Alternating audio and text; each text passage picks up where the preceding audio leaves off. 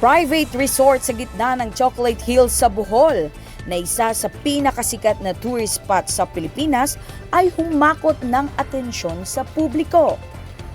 Viral ang video na ipinost kamakailan ng isang Facebook page na Ren The Adventure ang nakatawag pansin sa publiko matapos makita ang isang private resort sa gitna ng Chocolate Hills kung saan kitang-kita ang pagpapatayo ng swimming pool, slides at cottages.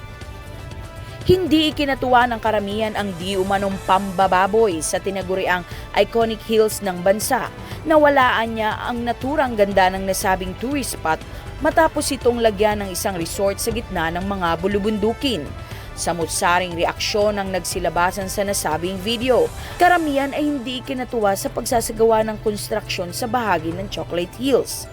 Ang Chocolate Hills ay isa sa pinagmamalaki na tourist destination ng Pilipinas dahil sa kakaibang cone shape na taglay ng mga bundok na labis na nagpapamangha sa mga turista. Kinikilala rin ng bansa ang Chocolate Hills bilang national treasure at idineklarang kauna-unahang Global Geopark ng Pilipinas ng United Nations Educational, Scientific and Cultural Organization o mas kilalang UNESCO. Kaya naman, sa di umanong paglapastangan sa nasabing ganda ng Chocolate Hills, marami ang naglabas ng kanilang sama ng loob sa kanilang social media accounts tulad na lamang ng kapamilya host na si Ann Curtis. Ayon kay Ann, nakakalungkot na pinayagan ng gobyerno ang ganitong struktura sa isa sa mga kinikilalang beautiful natural wonders at may pa-cry emoticon sa kanyang post.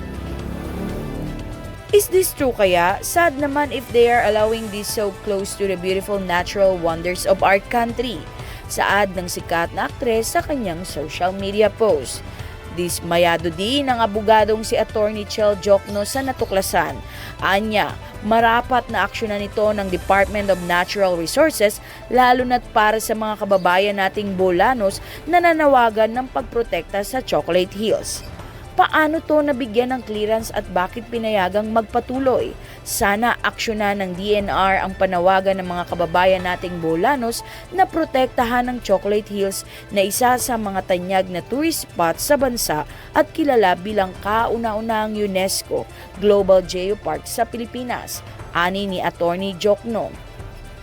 Naglabas naman ng statement ng DNR sa nasabing viral post at iimbestigahan umano ng kanilang ahensya kung papaano nakalusot sa kanilang tanggapan ang pagpapagawa ng private resort na tinaguriang Wonders of the World.